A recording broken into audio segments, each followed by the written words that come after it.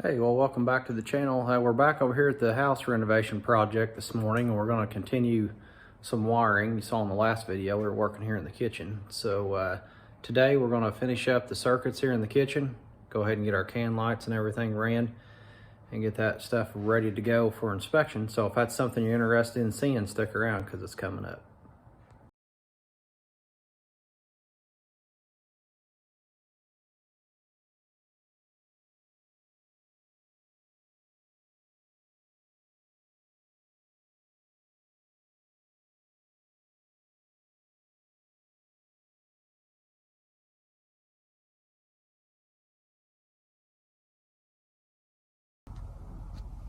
All right, so you've been watching me wire up the kitchen here, and I just finished up wiring in that last circuit for the night into the panel, and that is this last one right here on the bottom.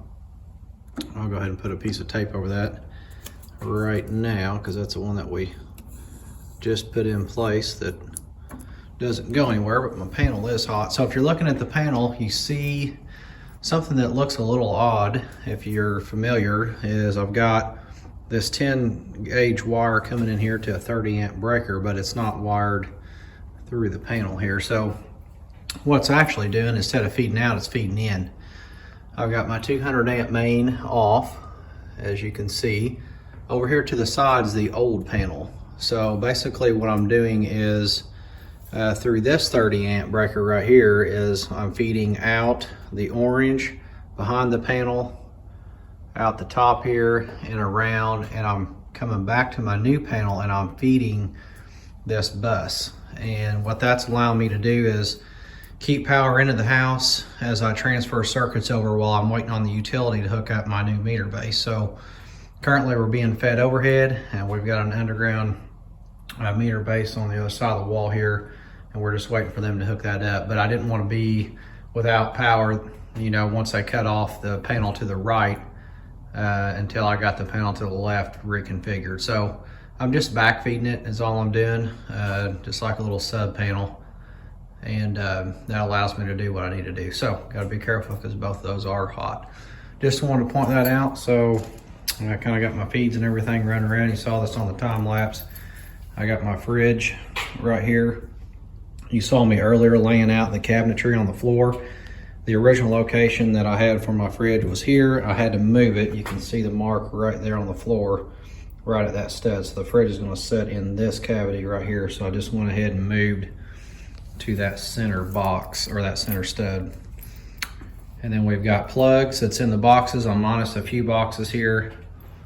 And then we come to this 2-gang box, which is going to have a switch in it on both sides. The left side will actually be the under cabinet lighting. So those are the runs that I've got up here coiled out. I've got them 55 inches off of the floor, and that should land right in the bottom of my cabinet, my upper cabinet. So I've got one there, I've got one there, one here, and the stove will be right there, and then the other one's here on the left side of the window, and then on the right I've got two over here as well. So I got another plug box here and a box that's got to go here I'll pick up tomorrow. So anyway, getting along pretty decent with the wiring. Got a couple more circuits I need to run. I've got one I got to get over here for the dishwasher and the garbage disposal. It'll be a whole separate run, and that will run into this right hand side. That's my other switch, will be my garbage disposal. So I'll have another power feed coming into that. All right, so first things first, I already made a trip to Lowe's and picked up some more boxes and wiring, what have you. So we're gonna go ahead and get the rest of our outlet boxes here attached to the wall and get my wiring in that. And then we're gonna go ahead and start running our can lighting. So I think what I'm gonna do, I'm gonna run 3 down this side. I've got an island here in the middle.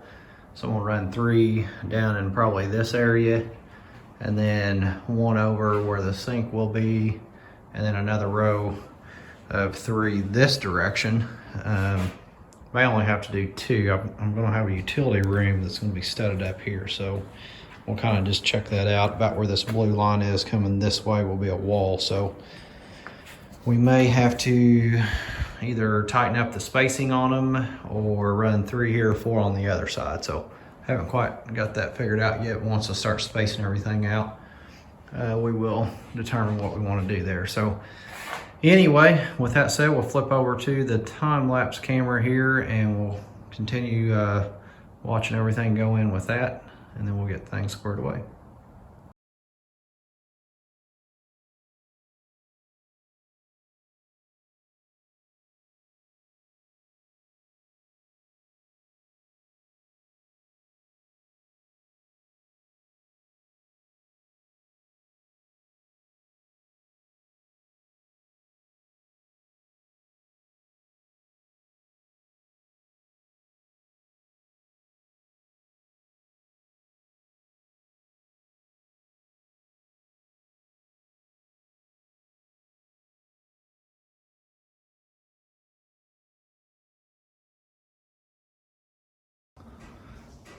All right, so I got my can lights energized here just a couple minutes ago. I wanted to test everything out, plus I need some more light to be able to see what I'm doing, and just kind of show you how I did it. I just took an extension cord and hooked in here, stripped my wires back and plugged them in there, and then I plugged it into the outlet over there on the other side of the trash can, and that's just temporary, obviously, so that I can work in here and be able to see what I'm doing.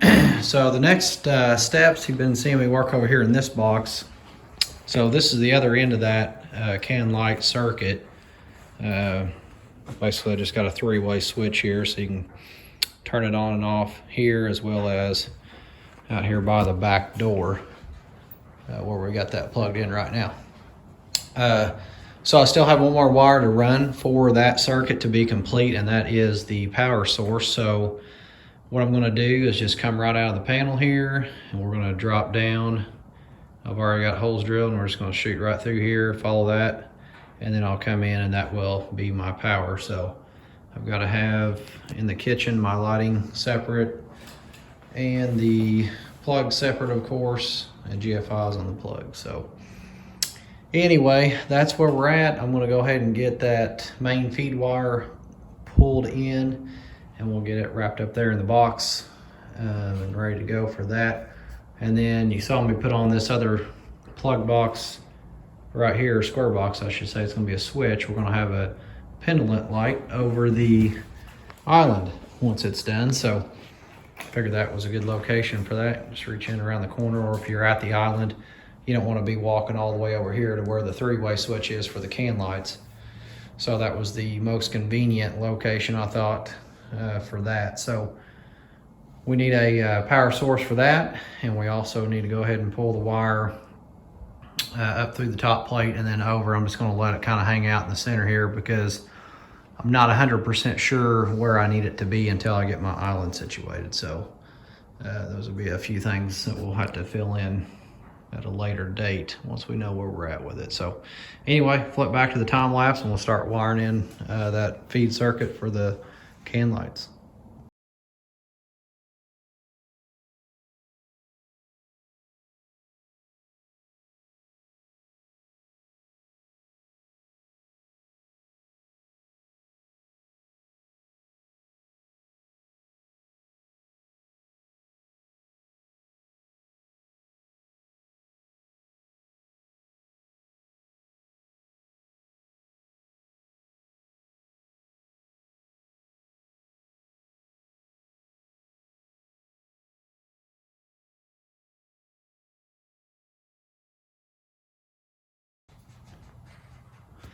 All right, so I've been real busy the past couple of days here finishing up most of my wiring. I got a little bit to do today, and we'll discuss that here in a second.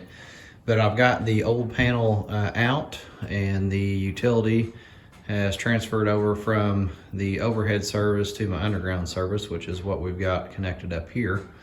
I've got most of my circuit feeds wired in here, got them taped off there. Those are the ones that will remain de-energized until we get our inspection done. Got a few breakers yet to get in place here, and you can see we got all of our feeds I went ahead and got everything ran over here for the island. So we got that squared away. You saw earlier the lights, can lights here in the kitchen. I went ahead and just hooked those up temporarily to an extension cord so that I can have some lights in here, and prior to inspection we'll disconnect that and roll everything back up in there. So it just kind of works out good to be able to see what I am doing. So let's go in here to the other room. And this is the front room here, and this is where the remaining of the wiring is yet to do. So I've got plugs, I've got my feed coming down here, so I'm gonna have probably about 6 plugs in this room. So I've got some holes drilled in this wall, so I'll be running those. I've got my can lights in place here, but I've only got one of my wires ran, so that's what I'm gonna finish up here in a bit over on the time-lapse side. So we're gonna be connecting up these 2 can lights and then another one out of that can over to this one, and that will complete my lighting circuit in here. And I've got a closet that's going to be built right here in the corner that will have a light in it as well, but I can't do anything with that yet until I get some other things squared away. So anyway, for now we're going to go ahead and flop over to the time-lapse camera and let that capture just running the wiring to finish everything up. This is another view of the back side of the bathroom. So I got my dryer plug right there, can light. Got a little utility room here. It's going to house the water heater. So I got my 10-2 feeding for that. And then if you look on up there in the attic, I went ahead and ran some lighting up there as well. So that way if we get up there, when HVAC is in here doing their thing, they can have a little light up there without having to use any of the flashlights. So alrighty, so let's go ahead and get moved over to the time-lapse camera here and we'll finish this up.